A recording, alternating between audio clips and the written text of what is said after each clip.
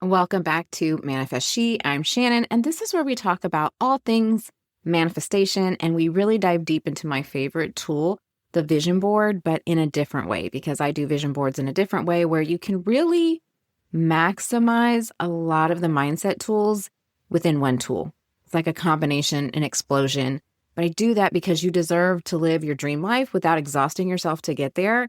And I know that mindset tools work and the things that we do for our brains so we can manifest what we desire work. But I also know that women are busy, especially when you're first starting on this journey and you don't have time to do all of the things. And that's why I used my background in psychology and in teaching to combine it so that it's easier for you. And one of the things that I do want to call out today is something that I see with vision boards, with manifestation, with all of the things. And most people don't realize they're doing it because you think you are manifesting. You think you're going beyond where you currently are to get something new, to experience something new. And so you think you're creating your dream life, whether that's on a vision board or scripting it out or making an affirmation or anything like that. But really what you're doing is fantasizing. And I really want to talk about this because I feel like in the manifestation world as a whole, it's a lot of focus on fantasy. And if you just think the right things or do the right ritual on the right manifestation portal, all will be well. It'll be super easy and you'll get what you want. And you can get what you want. It can be easier than working really hard. But I think that it's a big red flag and it's pretty dangerous when we cross into wishful thinking, when we go into fantasy instead of working with our desires, because we can't manifest fantasy, but we can manifest desire, and there's a difference. If you're using a vision board, which I highly recommend as your tool for transformation, and you're just collecting cool things that you don't really think you can have, it's totally not possible. I need you to spot that. And I need you to be like, whoa, girl, red flag.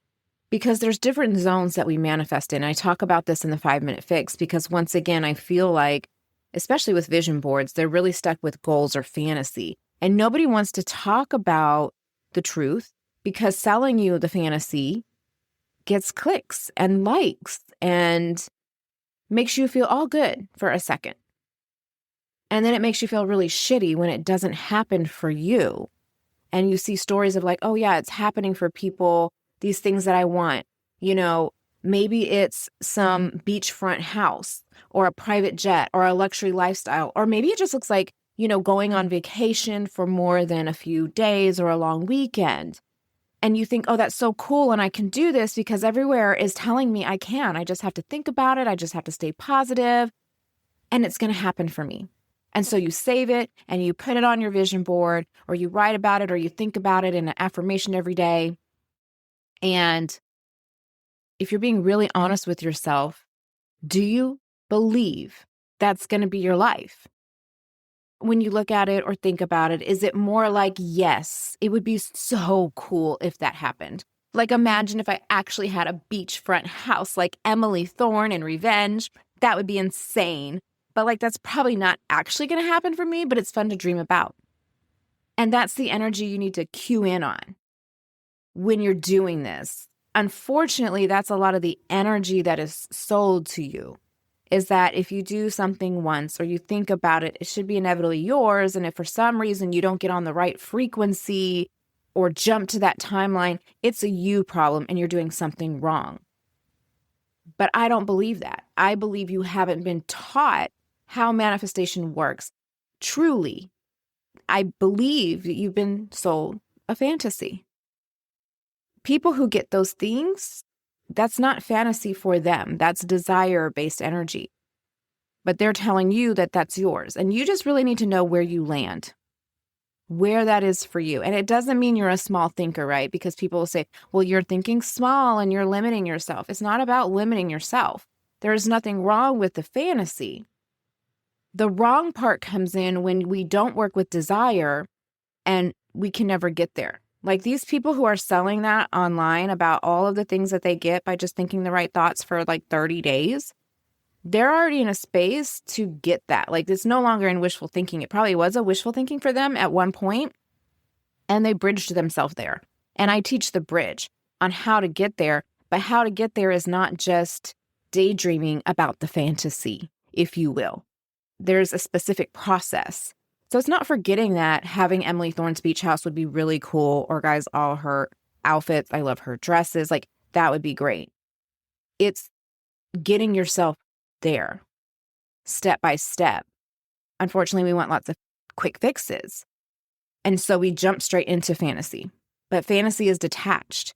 And here's the thing, when you jump to fantasy and it's so detached, you never get it anyway. You stay stuck anyway. Where you are. Like, oh, that life would be amazing, but you never really actually see yourself living it.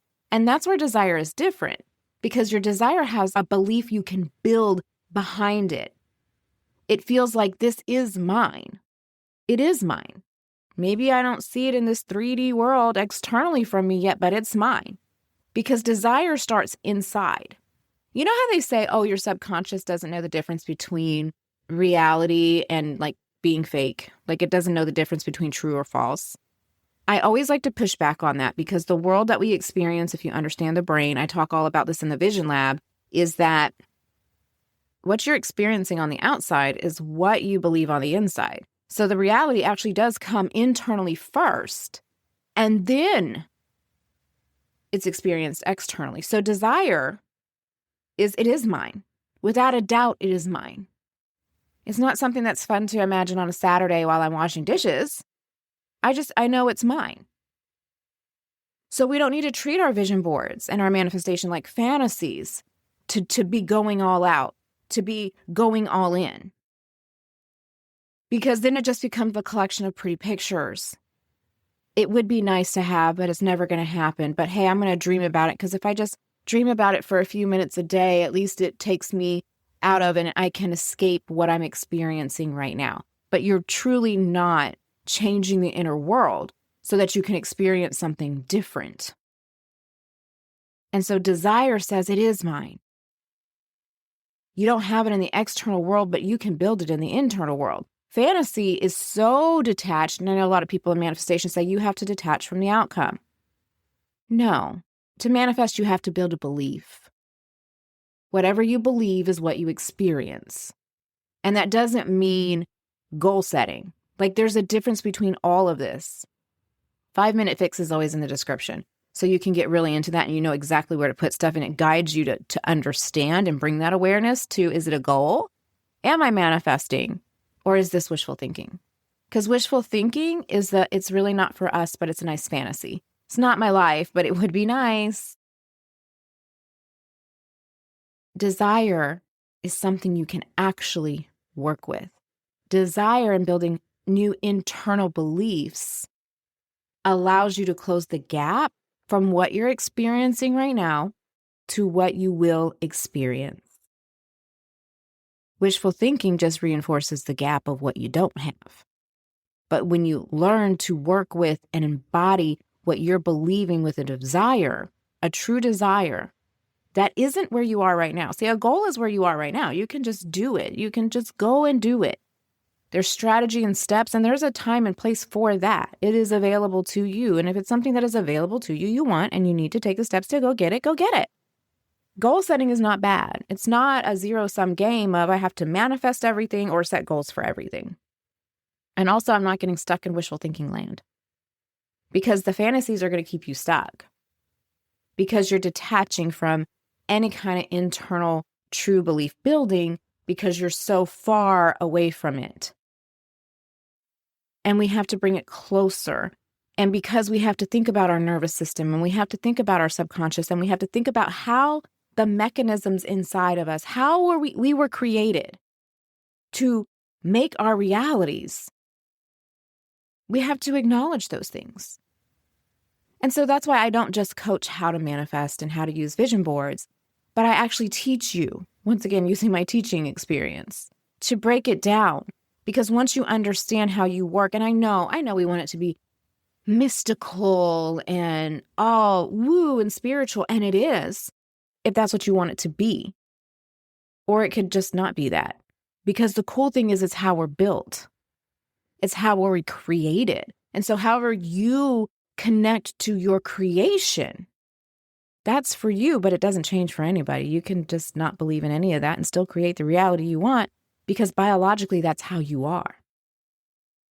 And if you're like, you know what, I feel like I'm part of a greater universe, a greater set of beings, absolutely. I don't know how we got created this way. Once again, I've said this before and I'll say it again. What I do is not to try to pinpoint exactly why we were created this way, who created us this way, what God or not God or universe or whatever that is. That's not where I stand. That's for other people. That's not my passion. My passion is simply the fact that we are who we are. We're made how we're made. And how our mind directly impacts our reality and what we experience is scientifically proven, regardless of how it came to be. Like, I'm not the how it came to be person, okay? But I am the person who can help you to harness that and to understand it and to teach you to do it, because it works for us all. But it doesn't work in a sense that we're passive about it. We hope the universe drops it in our lap, but then also there's shame from people that come from that. Like, that bothers me. It bothers me when people say you just have to think it. That's it. And then you feel like you didn't think the right thoughts, and then you're constantly monitoring your thoughts, and now you're feeling judgmental towards yourself and all these things, and all that does is mess up the process. And so that I don't do here. We're not going to do it here. I want you to be able to have the life that you want without being stuck thinking you're the problem. It's about belief building. And my job is just to simplify it for you so that you don't have to get caught up in the nuances or the vagueness of, I want it. Yes, we all want a life where we never have to think about money. Let's just be real about that. So much stress comes from money. But then we also don't want money to change us. We don't want to be an asshole because we have money, because we see lots of people with money who are assholes. We don't want to have to be a different person or lose people. I just did an event, a spring equinox event, where we talked about letting go to let in. And another thing that's not taught, because it's like a zero-sum game. All this stuff about it being a zero-sum game, all going back to wishful thinking and fantasy. That if you want this thing over here, you have to completely become somebody new and different and let go of everything you are. And that's not the case. Not if we understand how our brain works, and not if we work within desire. Because I can have the desire to keep things that feel good to me and bring in new things that I want to experience. And I can have the desire to let go of things that I wanted at one point, but I don't want those anymore. So none of it is a zero-sum game. None of it is just hoping, wishing, and praying. And really, that's what wishful thinking is. It's hoping, it's wishing, it's crossing your fingers, it's praying for some miracle.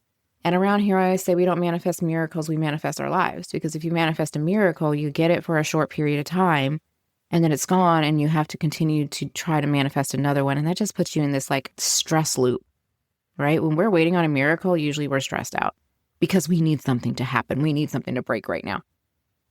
And so for today, I just want you to understand that it's not about wishful thinking. And it's wonderful to have big, beautiful dreams that are, to me, a never, never land. I have never, never land dreams. But understanding the process, I know how to bridge to that. At one point, I couldn't have ever imagined my life would be what it is today. For me, just being able to pay bills without stress, what are you talking about? Like, for me, that was wishful thinking. If I could just not have to stress and like wait till payday, right? Like now something comes up. Okay, so for example, there would have been a day if something happened to my vehicle, it would have been devastating and set me back financially 5 years. I just had like the blower on my car go out that blows the heat in the cold. That was a $1,700 repair. And I was able to just take it and get it fixed, not even thinking about it. Never in my life would have thought that had been a possibility back then, right? Back then, thinking you just take it to the shop and you don't have to wait till your next paycheck, or you don't have to wait till tax time to get it fixed. You just take it in and get it fixed. Like, that was complete fantasy to me. To me, the bridge really was, I can pay all my bills on time. I don't have to rob Peter to pay Paul. Oh my God, I have an extra $100 left over. Like, there was bridges that got me to this point. And so I'm not saying these fantasies that you have are wrong, or you shouldn't, or you should disregard them. They are telling you something, but we have to bridge our way there. And that's why when we're working in the Vision Lab, we use the possibility spectrum. And that's what I talk about in the 5-minute fix, is so that you can manifest. Because had I just been hoping and wishing, I never would be where I am today. You have to bridge yourself. You have to bring your nervous system along with you. You have to bring your brain along with you. All these things work together, and it's not impossible, but it's just, where am I putting my energy right now? Instead of putting my energy into fantasy, it's fine to imagine and to fantasize. That tells you a whole lot about the things that you want to desire. But where do you actually put the energy of your work? What pictures do you put on the vision board? You're not putting the fantasy yet. You're putting the bridge to bring yourself along, and it's not a goal because it ain't available to you yet. And I know that sounds nuanced, and I hate vagueness and nuances, but that's why I explain it all in the 5-minute fix in detail. And that's what we work on in detail in the Vision Lab. So we know where to work, and it's not guesswork, because you shouldn't have to guess about it. You should learn how you function, how that relates to your reality, and then how to create it in a way you want, because you have that power. Because the power for anything that you want is already in you. It's learning to work with that power. And that power comes from your mind. Did I blow your mind? Was that too woo for you? I don't know why we think that's woo. It's fine for our brain to do math equations and advanced algebra, but it's not okay for our mind to dictate any of our other experiences. That's how we were built, y'all.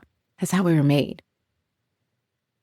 And so as I leave you today, I want you to think, when you're going to think about your next thing that you want to manifest, that next thing that goes on the vision board or in your journal. Is it a fantasy? Do I feel like, yeah, it would be nice, but I really don't believe that's possible for me at all? Or is it really a desire? Is this a desire that I can work with, that I can internally build belief? Because once you have the belief, then you automatically experience it.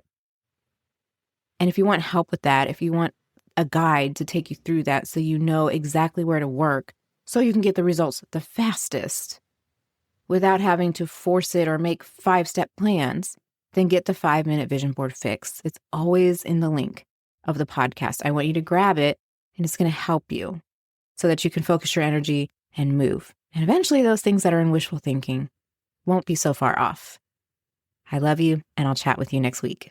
If you loved today's episode, be sure to subscribe, rate, and share it with your fellow warriors. Let's create a ripple effect of liberation. Until next time, stay fierce, stay fabulous, and as always, live life unapologetically.